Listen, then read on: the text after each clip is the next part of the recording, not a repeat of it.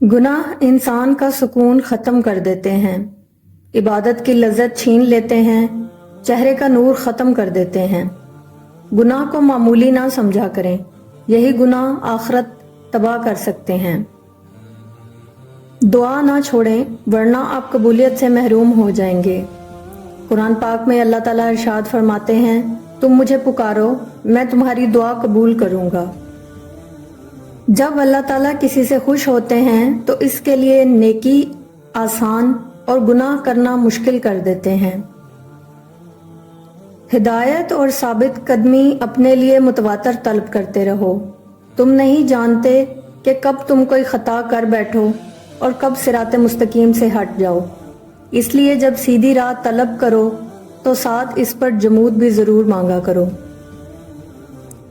اپنے نفس کو کبھی بھی اپنی خواہشوں کا غلام نہ بنانا۔ جانتے ہو یہ زندگی کا سب سے بڑا نقصان ہے۔ جب ہم اپنی خواہشات کی پیروی کرتے ہیں تو ہم رب کو بھول جاتے ہیں، اور رب کو بھول جانا تو زندگی کا سب سے بڑا خسارہ ہے۔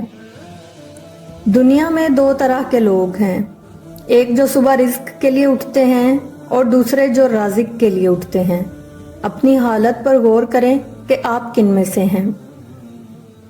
جو پاؤں تمہیں جائے نماز تک نہیں لے جا سکتے، تم کیوں خوش گمان ہو کہ وہ تمہیں جنت میں لے جائیں گے۔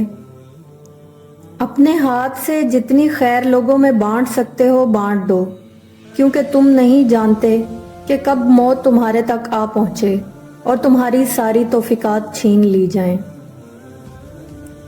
آپ کے بچے چھوٹے ہیں تو آپ خوش قسمت ہیں کہ ابھی سے ان کو دین کے مطابق ڈھال سکتے ہیں۔ دنیا کی باتوں میں کبھی مت آئیے، یہ کسی حال میں خوش نہیں ہوگی۔